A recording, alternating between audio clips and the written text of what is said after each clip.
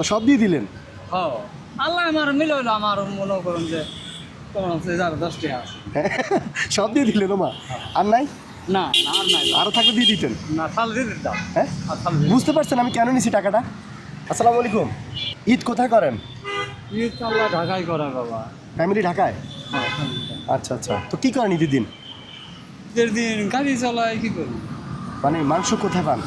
মাংস গাড়ি চালাই তো ওই রাস্তাঘাটে কেউ দিলে তাও স্মরণ করা যায় না। আমার গোষ্ঠীর মধ্যে মনে করেন আমরা তো এখন গরিব হয়েছি বাবার, আগে তো দাদারা বাবা ধনী আছে, হ্যাঁ, মাসের মধ্যে চাওয়া আসলে অভ্যাস নাই, আচ্ছা আচ্ছা, যাক চাইটাই না পাই না। বুঝতে পারছি। মানে আমরা একটা গরু বা ছাগল কাইটা রাস্তা রাস্তা হাইটা যারা কোরবানির দিন কিছু মাংস খাইতে পারে নাই তাদেরকে মাংস দিব আর কি। এখন আমরা একটা ফান্ড কালেকশন করতেছি, মানে টাকা উঠাইতেছি। আপনি কি ওখানে শরীক হইতে পারবেন? যা দিয়ে পারেন। আমার আজ মাছ খেয়ে যদি নেন, আমি এটা হারিয়ে মাছ বুঝছি।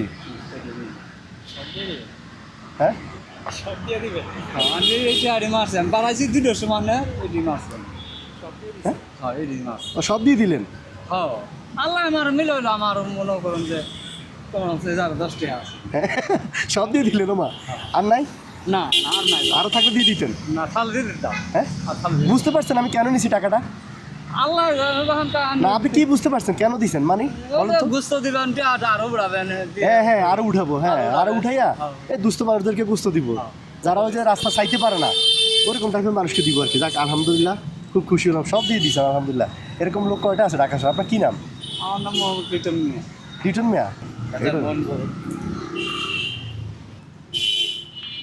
ঢাকার দেশে বাড়ি কই? শেরপুর। শেরপুর। জামালপুরে পরে শেরপুর। শেরপুর আমার দুবরা।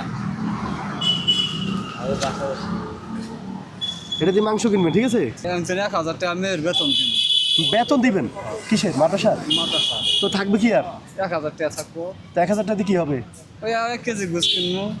তো আমার বললেই তো হয়, আপনি যে মাদ্রাসার বেতন দিবে, এত ভালো কাজে শরীক হইতে পারলে তো নিজেরও ভালো লাগতেছে। এখন ঠিক আছে? হ্যাঁ।